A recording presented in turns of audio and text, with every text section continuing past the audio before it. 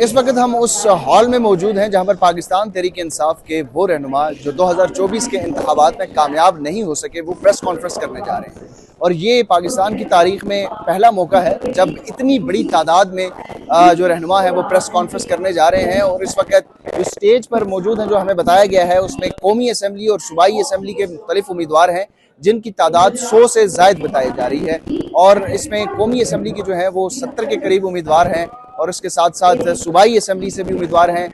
यहाँ पर video evidence जो है वो बड़ी स्क्रीन नस्ब की गई है जिसमें वीडियो एविडेंस दिखाए जाएंगे। उसके साथ साथ जो कराची है उसके हवाले से खसूसी तौर पर यहाँ पर डेटा दिखाया जा रहा है। और उसमें सिर्फ पाकिस्तान तहरीक-ए-इंसाफ ही नहीं बल्कि जो दीगर जमातें हैं, जिस तरह जमात इस्लामी के बारे में यहाँ पे जिक्र किया गया है कि 7 लाख के करीब वोट मिले हैं लेकिन एक भी कौमी असम्बली की नशिस्त वो जीतने में कामयाब नहीं हुए।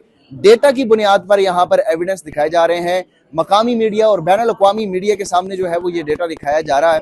और इन तमाम रहनुमाओं की जो सरबराही है या क़यादत आप कह लें वो कर रहे हैं सलमान अकरम राजा। शंदाना गुलजार जो है वो जो नौ मुंतखब रुकन कौमी असम्बली हैं पेशावर से, वो भी इसकी प्रेजेंटेशन जो है वो दे रही हैं।